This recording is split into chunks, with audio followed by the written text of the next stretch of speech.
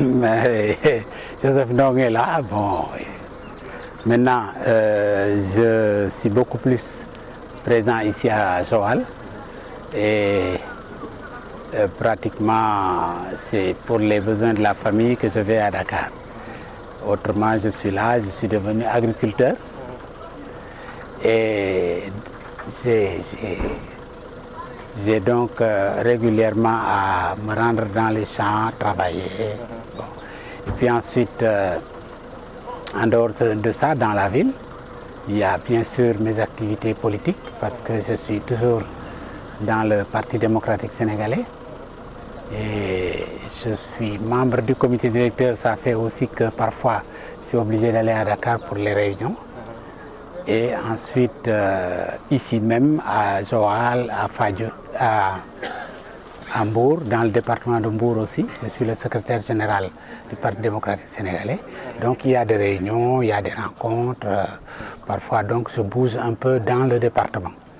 Et puis au plan de Joal même, je suis membre du conseil paroissial de Joal, Notre-Dame de la Purification. Et je suis président de notre CEB, le comité ecclésial de base de Mbour-Dioham.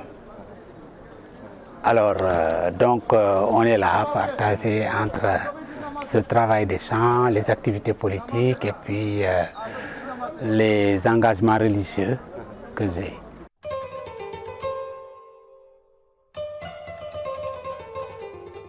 C'est d'abord la confiance que Wade a placée en moi en me nommant ministre des Sports en l'an 2000, dès qu'il a pris le pouvoir. Et par conséquent, il m'a permis de m'engager au plan sportif, beaucoup plus au plan national, et prendre un peu les choses en main. Alors, dans ce domaine-là, évidemment, il y a eu beaucoup d'activités. Et dès le départ, le président Wade avait défini la mission. Il m'avait appelé dans son palais et il m'a remis mes lettres de mission. Ce qui permettait disons, d'avoir une vue du travail que j'ai à accomplir. Alors dans ce sens-là, il m'a indiqué qu'il voulait avoir beaucoup de médailles d'or. J'ai dit, Monsieur le Président, vous aurez des médailles d'or. Et effectivement, nous avons dans beaucoup de domaines sportifs, l'athlétisme, le taekwondo, même la pêche, la pêche sportive, nous avons eu des médailles d'or en judo, etc. Donc il y a eu vraiment un travail qui a été fait à partir de la constitution de mon équipe au niveau du ministère et ensuite le travail maintenant réparti de telle sorte qu'au niveau de chacune des disciplines nous puissions avoir quelqu'un qui est l'homme de confiance et qui nous permettait de travailler de manière beaucoup plus efficace. Alors au niveau du football, ce qu'on a fait, c'est que nous avons constitué l'équipe. Il y avait beaucoup de candidats pour être président de la fédération. À l'époque, je vous rappelle, c'est le ministre qui devait proposer le président de la fédération et puis la fédération pouvait élire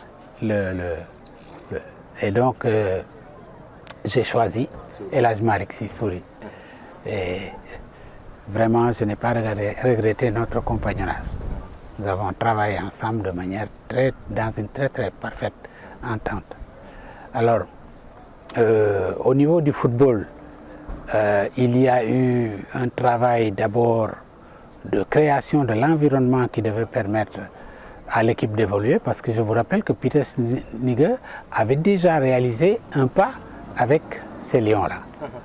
Et nous avons pris les choses en main pour que ça aille beaucoup plus loin et de manière beaucoup plus efficace.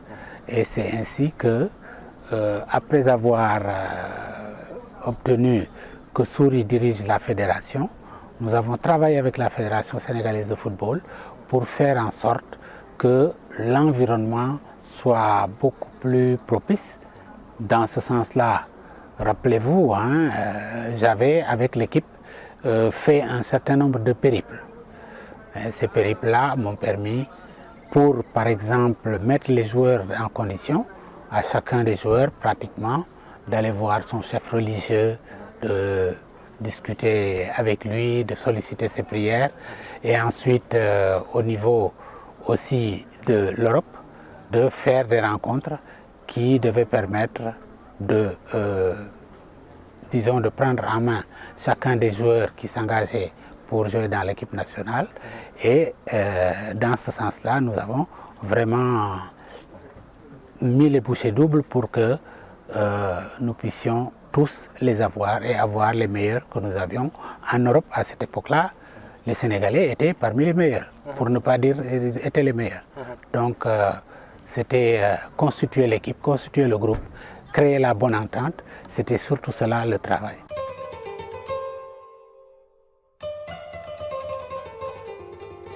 Après les contacts avec les joueurs, il fallait un entraîneur de haut niveau qui nous permette d'obtenir de bons résultats. Dans ce sens-là, ce n'était pas facile au départ parce que, bon, quand nous avons eu à choisir, il y en a qui proposaient que nous ayons un entraîneur brésilien, d'autres voulaient qu'on continue avec l'Allemagne, etc. Il a fallu donc nous décider et Souris a proposé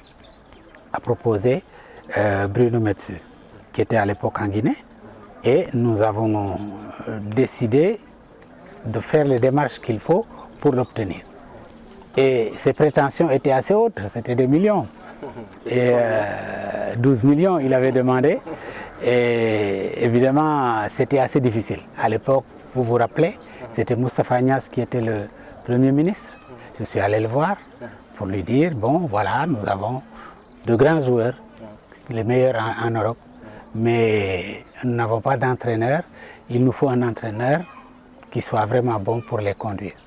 Et l'entraîneur que nous avons choisi a des prétentions, il demande 12 millions. Et lui, il m'avait répondu sèchement, ah non, ce n'est pas possible. Au Sénégal, le Sénégal actuel, je ne vais pas mettre ces sommes-là pour un entraîneur. Alors j'ai dû aller vers Wade, le président de la République, pour lui expliquer. Et dès que je lui ai expliqué, il a dit qu'il est partant et qu'il va miser sur la jeunesse, qu'il va s'engager avec eux. Ah, nous avions donc réglé notre problème parce qu'il était prêt à mettre la main à la poche pour pouvoir payer tout cela. Donc notre problème était réglé et nous avions Bruno Metsu, évidemment avec quelques aménagements, mais nous avions Bruno Metsu et maintenant le travail pouvait commencer.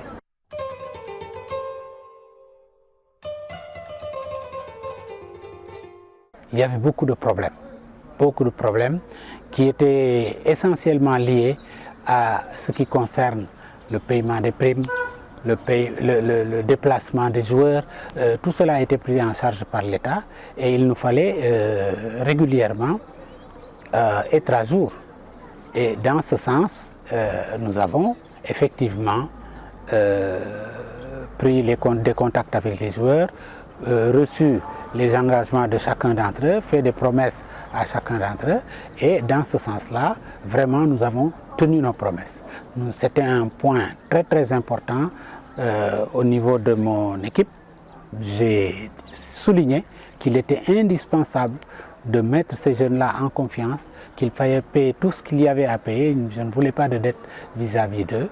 Et nous sommes allés jusqu'à avoir même des séances de travail, des réunions hors du Sénégal, notamment à Paris, par exemple, pour pouvoir faire face à tous ces problèmes-là.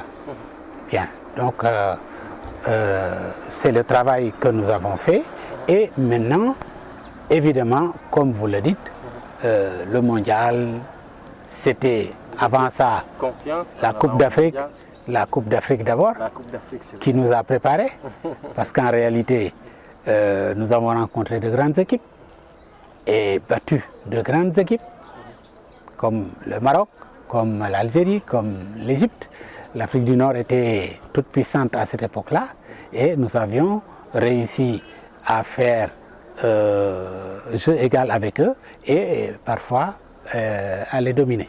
Et dans ce sens-là, ça mettait vraiment en confiance les jeunes.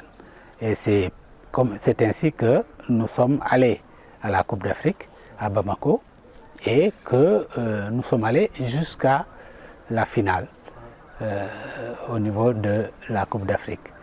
Nous avons raté d'un penalty, nous avons raté la coupe d'un seul penalty et vraiment, mais tout le monde reconnaissait la qualité de nos joueurs. Nous avions déjà obtenu la qualification à Windhoek, rappelez-vous, à Windhoek en Namibie, pour le dernier match, pour nous qualifier pour la Coupe du Monde. C'était la première fois. Et donc le Sénégal se qualifiant pour la première fois, le Sénégal devait aller le plus loin possible dans, cette grande fête du football qui est la Coupe du Monde, en Corée et au Japon. Bien sûr, nous avons fait les préparatifs nécessaires, nous avons préparé le budget nécessaire et au niveau du budget, le président Wade nous a appuyés et nous avons pu obtenir ce qui n'avait jamais été fait, plus d'1 milliard pour l'équipe nationale. Et ça, c'était voilà, pour la Coupe du Monde. Et c'était, je veux dire, ce que l'État du Sénégal apportait, c'était 1 milliard. Plus d'1 milliard. Et donc, dans ce sens-là, il faut dire que nous avons vraiment obtenu le soutien du président de la République qui a véritablement accepté de faire des sacrifices pour que nous puissions être dans les meilleures conditions. Et c'est ainsi que nous sommes allés en Corée et ensuite au Japon. Et je voudrais de ce côté-là aussi souligner tout le travail que nos ambassadeurs ont fait à cette époque-là. Parce que chacun d'eux s'est mobilisé. Hein. Je citerai particulièrement notre ambassadeur en Égypte à cette époque-là, notre ambassadeur en Allemagne et notre ambassadeur au Japon. Ils ont fait un travail très important. Notre ambassadeur à Paris aussi, hein, Diop, qui a lui aussi, qui nous a reçus pour une séance de travail qui a duré toute une nuit d'ailleurs. Et vraiment, ça a été très bien.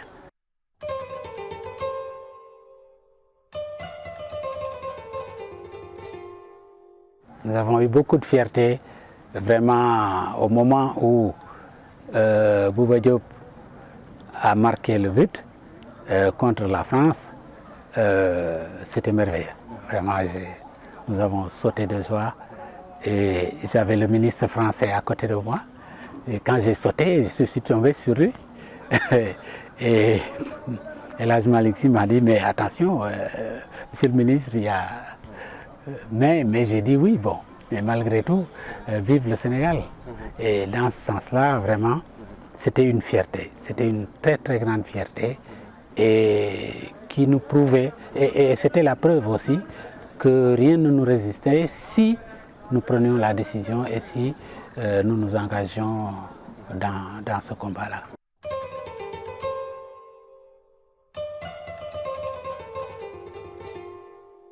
Nous avions une équipe qui était constituée d'individualités tout à fait marquantes. Et vous avez cité Elhadji Diouf, mais il faut citer aussi Khalilou Fadiga, il faut citer Alioune Cissé, le capitaine, qui quand même avait abattu un travail énorme à cette époque-là et tenait vraiment son rôle de capitaine. Et puis, il y avait d'autres comme Salif Diao, etc. Au fond, le problème, c'était de les mettre ensemble, de les amener chacun à comprendre l'autre, à choisir de bien jouer avec l'autre et à se conformer un peu à une certaine discipline, à un minimum de discipline à l'intérieur du groupe. Ça, c'était effectivement le challenge, le défi qu'il nous fallait relever. Et effectivement, nous y avons réussi puisque les jeunes, malgré leur particularité, réussissaient quand même à disons, à se sacrifier pour le groupe. Et c'est pour cela que avec El Hadj Diouf, avec d'autres, d'autres aimaient bien sortir par exemple le soir. Bon, mais nous ne sommes pas opposés à ça, bien au contraire. On a dit, écoutez, vous êtes libres, l'essentiel c'est vraiment de pouvoir donner le meilleur de vous-même. Et ils l'ont fait. Je crois que de ce côté-là, nous n'avons vraiment rien à regretter. Et El Hadj Diouf a montré sa forte personnalité parce qu'il était capable d'aller danser le soir, de se réveiller à 5 heures du matin et d'être sur la plage en train de décrasser. Je crois que ça, il faut une forte personnalité pour le faire.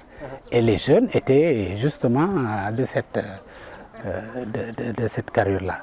Et ils étaient vraiment très engagés, beaucoup de volonté. C'est en fait, réalité le slogan d'Embédière, c'est eux qui l'ont sorti à cette époque-là.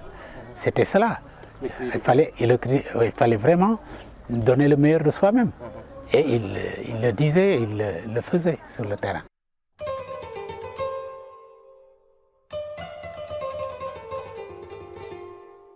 Non, la gestion du groupe n'a pas posé beaucoup de problèmes. Évidemment, il y a eu ce défi, le cas Fadiga, oui. Mais bon, c'était mineur et nous avons tous dit que c'était rien du tout.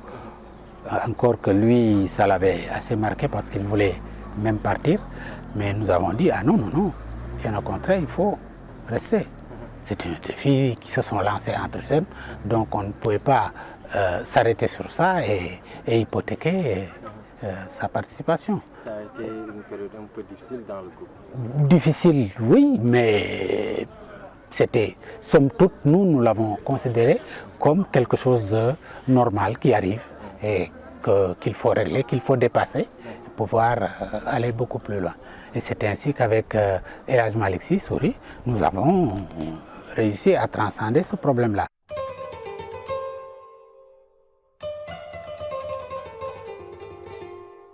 Notre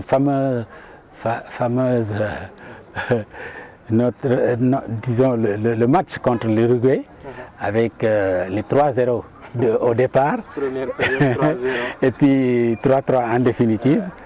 Donc, et puis nous avons réussi. Des sueurs froides, ces 3-0. Ah, bien sûr, mais disons qu'on a eu beaucoup de joie au départ avec les 3-0.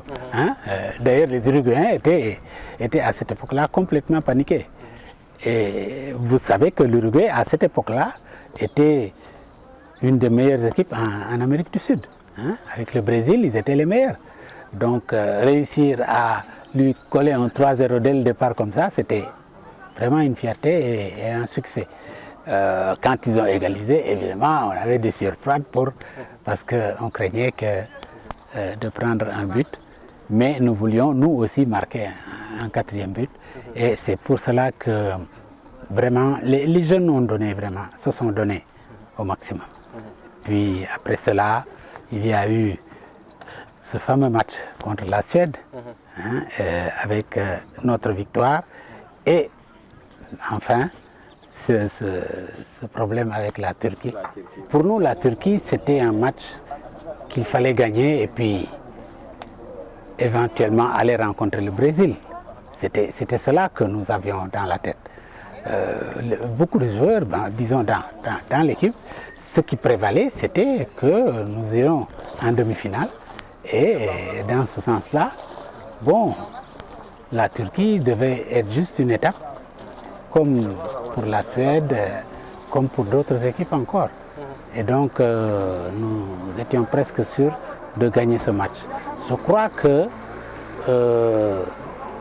la situation était, disons, on baignait quand même dans un certain optimisme. Et puis, il faut dire aussi que, bon, avec les victoires, bien sûr, il y avait parfois des problèmes qui se révélaient. Quel genre de problème? Bon, à l'époque, par exemple, ici au Sénégal, nous avons eu vent de quelques difficultés entre confréries pour, disons, certaines confréries qui considéraient que, bon, ce sont ces confréries-là qui permettaient les victoires, etc. Donc, il y a eu une rivalité, en quelque sorte, et l'ambiance de ce côté-là n'était pas bonne du tout. Je crois que à partir de ce moment, les choses commençaient un peu à s'effriter et ce n'était pas bien. Ce n'était pas bien et Bruno s'en était ouvert à moi d'ailleurs et je pense que cela aussi était... Oui, il m'a dit qu'au niveau de l'équipe, bon, il y avait ces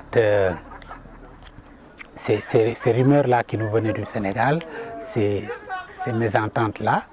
Et bon, évidemment, je l'ai tranquillisé, lui disant que pour ce qui concerne ces domaines-là, nous allions nous en occuper et tout ça. Et dans ce sens-là, on a eu quand même quelques coups de fil. Je vous rappelle que avant de partir, nous avions fait le tour de toutes les confréries. Et nous avons été reçus à l'époque par non seulement le cardinal nous avait reçus, mais Serigne Saliou nous avait reçus, le calife de Tidjane nous avait reçus aussi, ainsi de suite.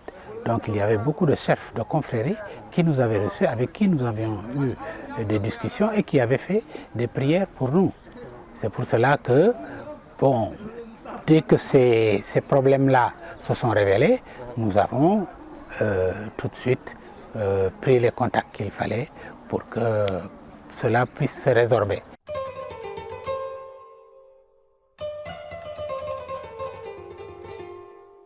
Moi, ce que je retiens dans tout cela, c'est d'abord ma collaboration avec El Hadj Malick Sy. J'avoue qu'il est mon aîné, vous le savez.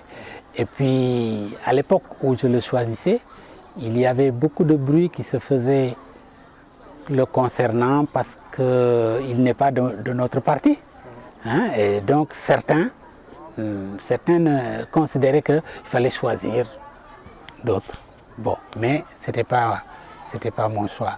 Alors, El Hadj Malick Sy m'a donné beaucoup de satisfaction. Nous avons eu une très très franche collaboration et je crois que c'est une des choses vraiment qui me sont restées dans la tête. Et puis il y a aussi disons le contact avec les joueurs qui n'était pas facile parce qu'au fond ces joueurs-là étaient des stars au niveau européen, je devrais dire au niveau mondial. Et donc, il n'était pas toujours facile, disons, avec le peu de moyens que nous avons, nous, au Sénégal, de les mettre dans les conditions qu'il faut.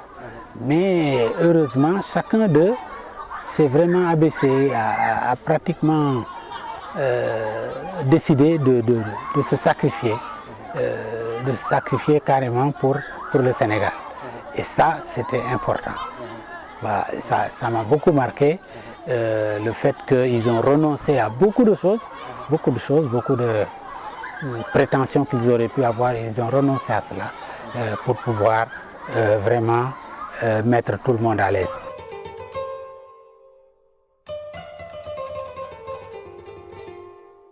Dès que nous sommes revenus du mondial, il y a eu cette affaire de certains grands titres que les journaux avaient mis, où sont passés les 4 milliards. Joseph Ndong aurait détourné les 4 milliards. Donc beaucoup de bruit.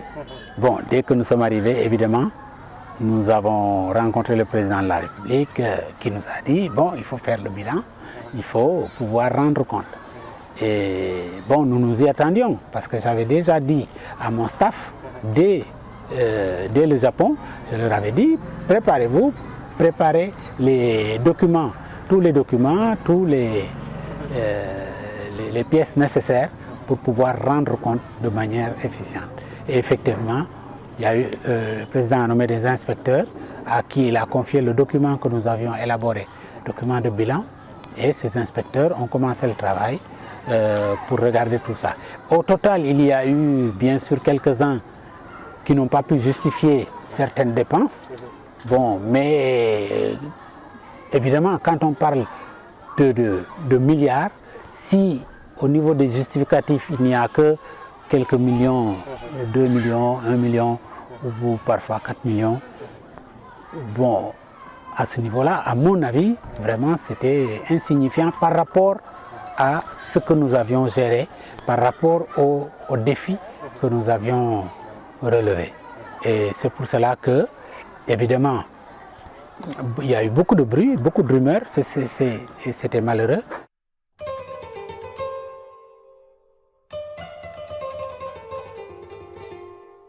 J'ai parlé tout à l'heure de l'environnement que nous devions créer autour de l'équipe. Évidemment, ces questions-là sont des questions un peu tabous, ou disons des questions qu'on n'évoque pas sur la place publique. Bon.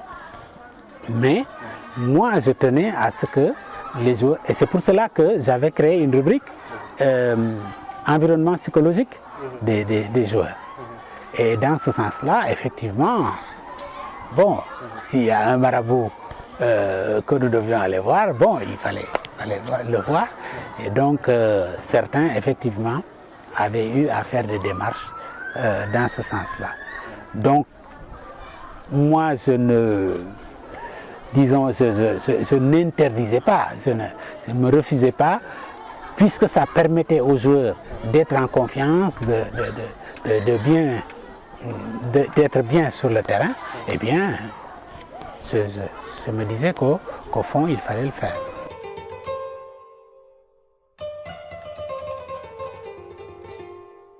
D'abord, ce qui a été un point difficile quand nous sommes revenus, c'était le départ de Bruno vers les Émirats arabes. Il avait demandé une sorte de disponibilité.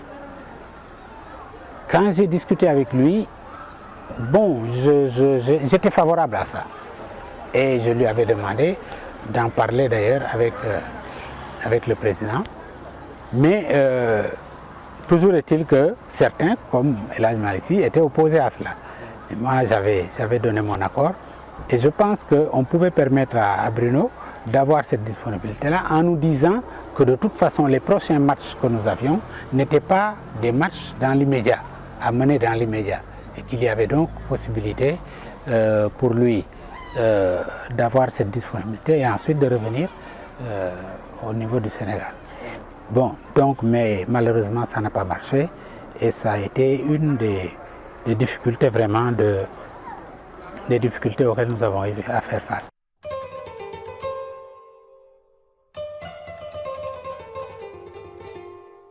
Il y a eu des hommes qui se sont beaucoup donnés pour nous, pour ne pas dire qui ont tout donné pour nous et malheureusement qui ont disparu.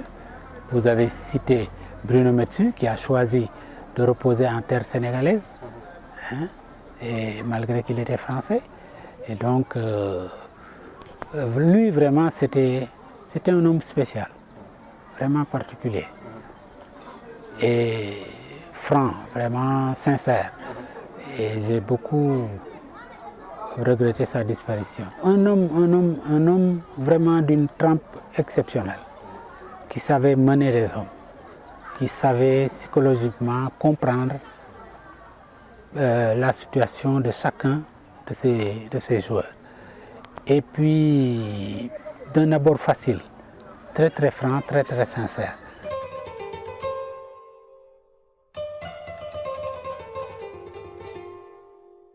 C'est vraiment un patriote hors pair. Hein, il a tout fait pour notre pays, d'abord en tant que joueur, et puis après, quand il ne jouait plus, il s'est donné pour l'équipe. Il est arrivé des moments où nous avions même des difficultés pour payer tout ce qu'il fallait par rapport à lui. Mais il n'a pas tenu compte de ça. Il s'est engagé et il est parti avec nous, il s'est donné, il a conseillé les joueurs. Vraiment, il a abattu un travail extraordinaire. Je prie vraiment que Dieu le pays en tout cas tous les sacrifices qu'il a fait pour le Sénégal. Et puis il y a le professeur Fallou Cissé qui a lui aussi été quelqu'un que nous avons trouvé sur place, qui a continué avec nous et qui a encore donné davantage au moment où il était avec nous. Et lui aussi, bon, nous prions vraiment pour le repos de son âme et que Dieu l'accueille en son paradis.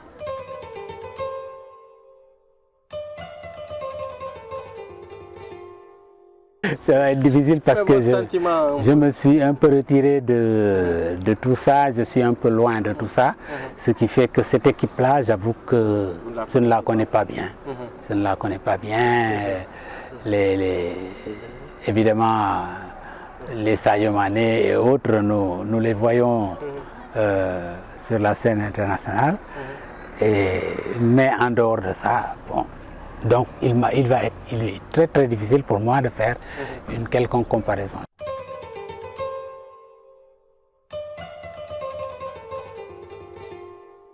Nous avions, dès que nous sommes revenus du Japon, nous avions à l'époque déjà, dans le bilan que nous avions fait, indiqué les perspectives et donné des conseils déjà pour le futur. Je crois qu'essentiellement c'est d'abord dans la gestion financière de ces équipes-là, de tout faire pour que, au plan financier, qu'il n'y ait pas de problème matériel qui gêne l'équipe. Quand on doit payer un billet, un déplacement un jour, il faut pouvoir le payer et il faut le faire le plus rapidement possible. Ça nécessite par conséquent de prendre ces dispositions longtemps avant les événements. Et dans ce sens-là, bien prévoir les choses, regarder les choses bien avant qu'elles ne se déroulent. Et à mon avis, ça c'est une des premières choses à faire. La seconde chose à faire, c'est pouvoir discuter avec les gens. Je pense qu'il faut savoir comprendre l'autre, accueillir l'autre et faire en sorte de le comprendre au maximum. Et dans ce sens-là, il n'y a pas de secret. Et puis aussi, bon, nul n'est sorti de la course de Jupiter. Il faut pouvoir prendre les choses de manière tout à fait simple, discuter avec, échanger, et par rapport aux conclusions, aux éléments qui sont arrêtés, eh bien, pouvoir rester fidèle à ça, rester ferme sur les engagements que l'on prend, après avoir discuté avec eux. Bon, ensuite, je pense qu'il y a quelque chose de très important, c'est de ne pas laisser les rumeurs et les propos qui sont tenus tout autour envahir le groupe et en définitive gâcher l'atmosphère du groupe. Bon, on a parlé de milliards qui sont donnés. Vous savez, quand on arrive à ce niveau de compétition, les dépenses sont très très importantes. Et parfois on peut croire que bon, tout cet argent-là ne peut pas être réparti.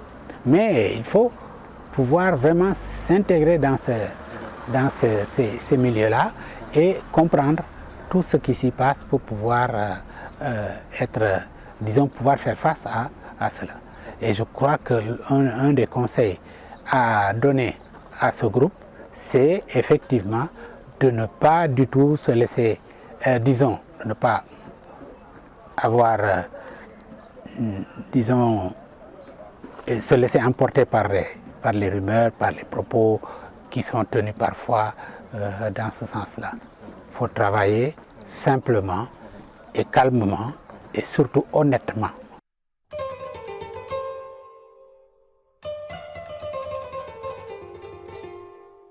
Merci beaucoup à vous, à votre équipe aussi, pour ce travail-là. C'est très important de venir nous voir un peu là où nous habitons.